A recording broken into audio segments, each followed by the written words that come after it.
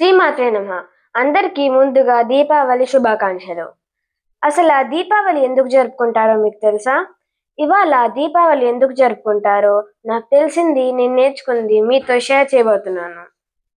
ఈ కథ సత్యయుగంలో మొదలైంది. హిరణ్యాక్షుడు అనే ఒక చాలా శక్తివంతమైన రాక్షసుడు ఉండేవాడు. తనకి భగవాన్ విష్ణు అంటే అస్సలు ఇష్టం ఉండేదే కాదు. ఒకసారి తనకి ఎంత అహం పెరిగిపోయిందంటే తను భూదేవిని అపహరించి సముద్రంలో దాచేశాడు. అప్పుడు సకల దేవతలు విష్ణు భగవానుడి దగ్గరికి వెళ్ళి భూదేవిని కాపాడమని ప్రార్థించారు. అప్పుడు విష్ణువు కోపంతో నిండిపోయి వరాహ అవతారం ఎత్తి వెంటనే సముద్రంలోకి దూకాడు. వరాహ అవతారం హిరణ్యాక్షుడిని చంపి భూదేవిని మళ్ళీ తన స్థానంలోకి తెచ్చాడు. కానీ ఆ సంధ్యా సమయంలోని వరాహ అవతారం వల్ల భూదేవి గర్భవతి అయింది. అది సంధ్యా సమయం అవ్వడం వల్ల భూదేవికి ఇంకా విష్ణు భగవానుడికి ఇద్దరికీ తెలుసు తనకి పుట్టిపోయే వాడు రాక్షస తత్వాలతో పుట్టుటాడని. భూదేవి భయపడుతుంది, ఎక్కడ తన పుత్రుడు విష్ణు భగవానుడి చేతుల్లోని హతమవుతాడేమో అని. అందుకే భూదేవి విష్ణు భగవానుడిని ఒక కోరిక కోరుతుంది. నాకు తెలుసు నా పుత్రుడు అసురతత్వాలతో పుట్టడం వల్ల మీ చేతుల్లోనే హతమవుతాడని, కానీ అలా జరగడం నాకు ఏమాత్రం ఇష్టం లేదు. అందుకే నేనేం కోరిక కోరుతున్నానంటే నా పుత్రుడు నా చేతుల్లోనే చావాలి, ఇంకెవరి చేతుల్లోనే చావకూడదు. విష్ణు భగవానుడు సరే అంటారు. ఇంకా అంటారు, నేను త్రేతాయుగంలోని రామావతారం తీసుకొని రావణాసుని చంపుతాను. ఆ తర్వాత నువ్వు ఒక మగబిడ్డకి జన్మనిస్తావు. త్రేతాయుగంలో జనక మహారాజుకి సీతామాత భూదేవిని ఉద్భవించిన తర్వాత భూదేవి ప్రత్యక్షమయ్యి జనక మహారాజు చేత ఒక ప్రమాణం చేయించుకుంటుంది. ఏంటంటే తన పుత్రుణ్ణి జనక మహారాజు మంచి లక్షణాలతోని పెంచాలని. కొన్ని సంవత్సరాల తర్వాత ఎప్పుడైతే సీతామాతని అపహరించిన రావణాసుని రాముడు చంపేస్తారో అప్పుడు భూదేవి ఒక పుత్రుడికి జన్మనిస్తుంది. తనని జనక మహారాజుకి ఇచ్చేస్తుంది. ఇంకా తనని జాగ్రత్తగా చూసుకోమని చెప్తుంది. జనక మహారాజు ఆ పుత్రుడికి నరకుడు అనే పేరు పెట్టి తనకి జ్ఞానం, విజ్ఞానం ఇంకా మంచి లక్షణాలను నేర్పిస్తాడు. ఆ తర్వాత కొన్ని సంవత్సరాలు గడిచిపోతాయి. ఇంకా నరకుడు యువ వయసుకి వస్తాడు. అప్పుడు భూదేవి నరకుడిని గంగా తీరానికి పిలిచి నరకుడికి తన జన్మ రహస్యం చెప్తుంది. అప్పుడే విష్ణుదేవుడు అక్కడ ప్రత్యక్షమయ్యి నరకుడికి దివ్యాస్త్రాలు ఇస్తాడు. కానీ రాక్షసతత్వాలు ఎక్కడికి పోతాయి? నరకుడు రోజు రోజుకి తన రాక్షసతత్వాల్ని ఇంకా రాక్షస బుద్ధుల్ని పెంచుకుంటూ పోతాడు. ఇంకా నరకుడు చివరికి నరకాసురుడిలా తయారవుతాడు. నరకాసురుడు ఎంత శక్తివంతుడు అయిపోతాడంటే ఇంద్రుడు కూడా తనని ఓడించలేకపోతాడు.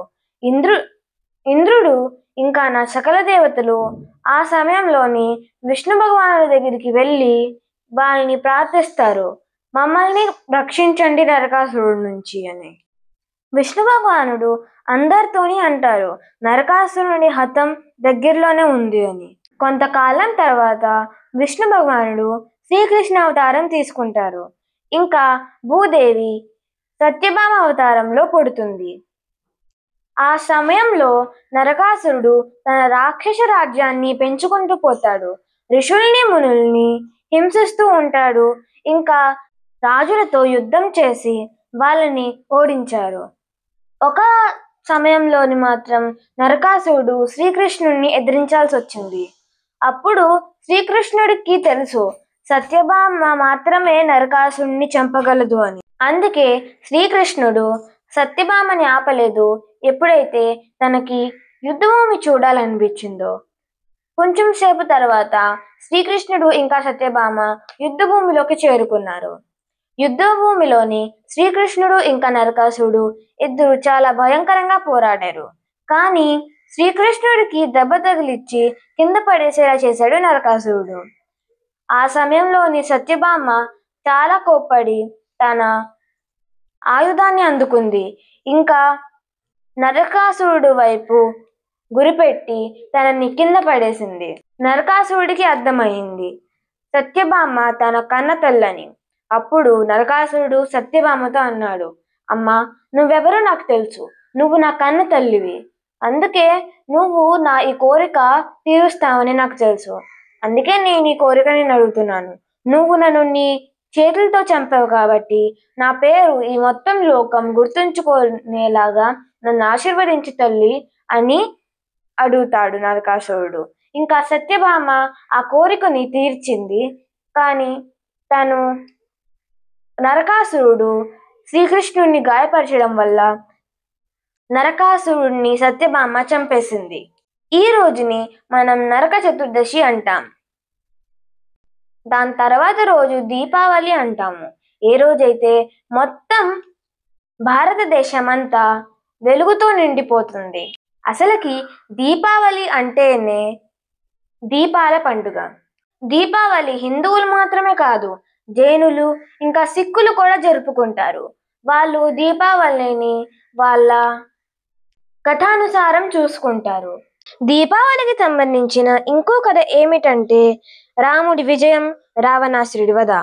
14 ఏళ్ల వనవాసం పూర్తి చేసుకొని తన రాజ్యానికి తిరిగొచ్చినప్పుడు తన రాజ్య ప్రజలందరూ కూడా నూనె దీపాల్ని వెలిగించి రాముడికి స్వాగతం పలికారు. ఇలాగా దీపావళి నాడు అందరూ నూనె దీపాల్ని వెలిగించడం మొదలుపెట్టారు.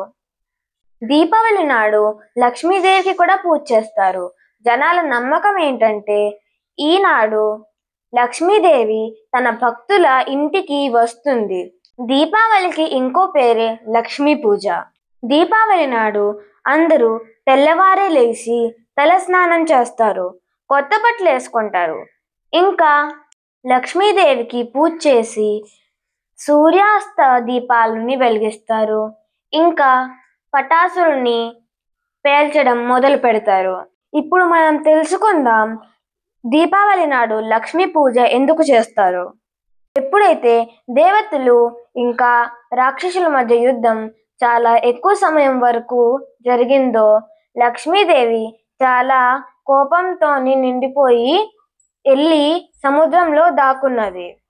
లక్ష్మీదేవిని బయటకు తీసుకురావడానికి రాక్షసులు ఇంకా దేవతలు కలిపి క్షీరసాగర మథనం చేశారు. అప్పుడు క్షీరసాగర మథనం చేస్తే లక్ష్మీదేవి బయటకు వచ్చింది. ఇంకా ఆ సమయంలోని లక్ష్మీదేవి విష్ణు భగవానుడిని తన భర్తగా ఒప్పుకుంది. ఇంకా మనం మన ఇంట్లో ఉన్న చెడు ఇంకా నిశ్శబ్దాన్ని బయటకి పంపేయడానికి లక్ష్మీదేవికి పూజ చేస్తాము. ప్రతి సంవత్సరం దీపావళి ఆశ్వీజ మాసంలో వచ్చే అమావాస్య నాడు జరుపుకుంటారు. అందరికీ మళ్ళీ దీపావళి శుభాకాంక్షలు. ఇంకా స్వస్తి.